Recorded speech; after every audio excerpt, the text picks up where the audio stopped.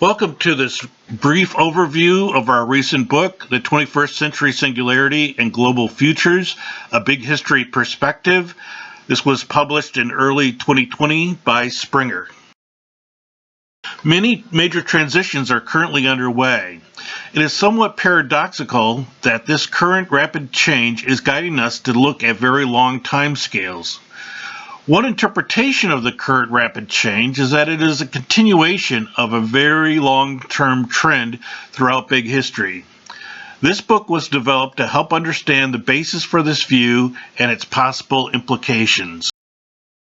The topics that we cover in this book are definition of the singularity, the placement in big history, evidence and the data, other trends that are going on, models that could be applied, and potential implications. This was quite a collaborative effort. We have 27 chapters in the book, and these are the authors of those chapters. You can see quite a few of them came from Russia, a few from the US, from Australia, Europe, and one from India. And so we'll start with the definition of the big history trend, and we'll look later at things like innovation, population, and event rates.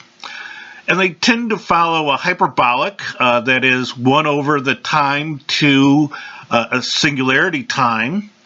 And this is much different than an exponential growth, which continues to increase and has no singularity or no knee. And so most do not believe that this trend, which is seen in the past, would continue as the singularity time approaches. And so obviously some limits will arise, and we've already seen the population trend, which has been a very long time on this hyperbolic trend. That trend has broken already. And it's not just the technological singularity of Ray Kurzweil. So we look at long-term trends, and we have reasonable assumptions about what might happen, for example, in inflection. So we'd like to find out how the singularity trend is placed in big history. So I show this diagram here. The Big Bang is on the left. Things happen very quickly. For example, Steven Weinberg's first 3 minutes, pretty much a lot of things happen there. Things begin also expand and cool down. Eventually the Earth forms. Then life happens on Earth and things start to speed up again. And so you can see the duration is by the length of this line, so you can see the duration of each kind of phase kind of shortens and they become closer together. And we think kind of, at this particular point where change happens quite rapidly, that would be kind of the end of the singularity trend. And so I show the iPhone there as an icon for that singularity.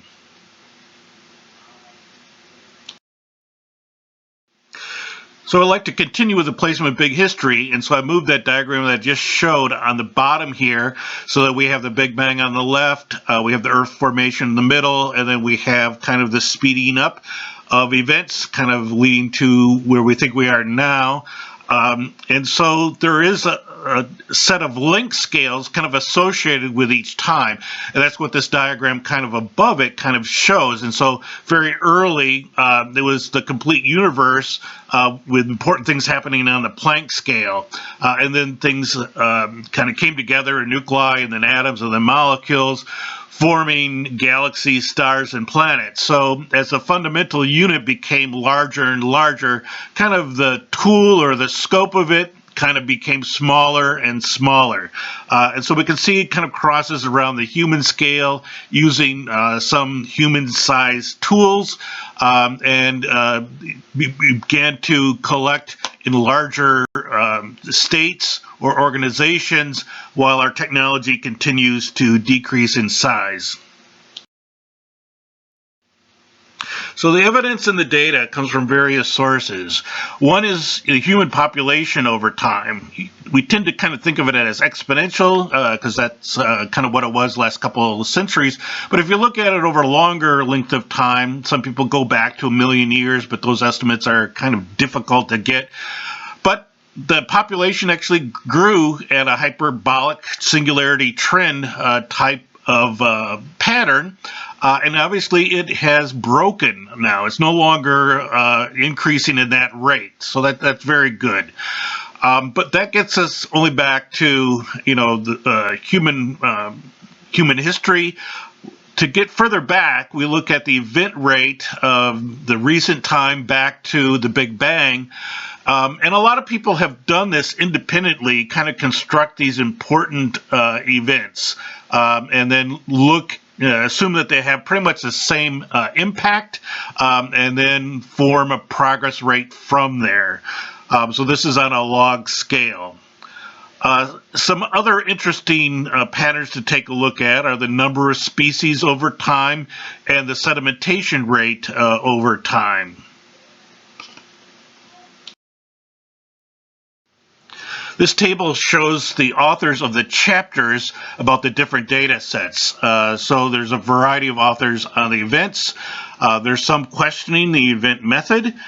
There's a chapter on the population, sedimentation, and species. And then we look at other trends, and we'll look at this in the next slide. So with any evolving or adapting system, they have interactions with the environment through energy and matter. Also information and reorganization, so we have chapters on that. Then we look at some of the substructure and the acceleration factors of what might be causing those, and then we look to see if there are indications of slowing down. So here we have some of the details of the substructure. In terms of the end of the trend, we already talked about modus. We already talked about the population trend is no longer a singularity trend. There might be things slowing down, for example, aging. In terms of information technology, Moore's law is kind of falling off. And potential slowing, the energy and the environment, we're going to have to do something to become more sustainable in that. And so we also look at what are the factors of the stage of acceleration. And there's a factor of 1,000 and also a factor of 3 in there. A reason for the stages, look at the two arms in the big history, and then look at some of the models. So we take a look at various models at different levels of extraction and also some analogies. But what is kind of surprising is that the most simplest model kind of gives an idea of what's going on in the big picture. And so a lot of things in nature kind of go exponentially. However, if the rate of the growth of that exponential is also proportional to the amount of progress or the height, then it just becomes another formula that can be easily solved, and that goes to a hyperbolic solution with a singularity. And so this is just taking the exponential model and having cumulative learning in there in terms of the more you know, the faster you're going to know it, and it turns into a singularity equation. And so there's various other ways of taking a look at it in terms of complex adaptive systems. There's also, we looked at nested transitions, and we'll get to that a little bit later. So we have quite a few chapters discussing potential implications, usually either awareness of what's the change that's happening and in the near term, then cybernetics a little bit further into the future, and then into the future, far future. And then we have various alternative definitions and various analysis. So there are a lot of questions concerning the implications of this. I'd like to kind of look at the diagram at the top. We already looked at the left-hand side that shows from the Big Bang on the far left to the formation of the Earth to kind of where we are today. 3 major phases of evolution on Earth: life, mind, and civilization. Very similar to what Carl Sagan had when he looked at information mechanisms. And so what would this continue as if it has this trend towards singularity? It's not going to be a singularity. And so one way of interpreting it is kind of an extended logistic transition. With the other half on the other side of the future, very difficult to know what that would be. And so this is a big if this is the trend going on, and if this is the trend that it will continue with. But at least we've taken a look at this part now. We can question various things in there. For example, are we looking at the right substructure? Will things begin to slow down in the near future? And one question for the SETI people is, would this happen on a different planet with intelligent life? So we wanted to have a few chapters on, are we just fooling ourselves, and is it just a perception? And so there were some very nice trends in there of what people at various times in history might think that they were approaching the singularity. And there's various psychological laws that you kind of weight the things that happened most recently. So we took a look at that, and then others suggest other ways that we might be misinterpreting things, or alternative suggestions how we interpret things.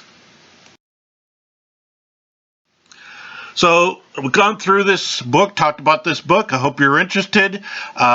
Will we kind of come to the conclusion here? There's many supporting trends. There's a simple, very simple general model of this. It might be related to complex adaptive systems undergoing nested growth with energy, matter, the environment, information, and reorganization. And we should soon know because the inflection point would be near. And so we don't have to wait a million years, billion years, 1,000 years to find out.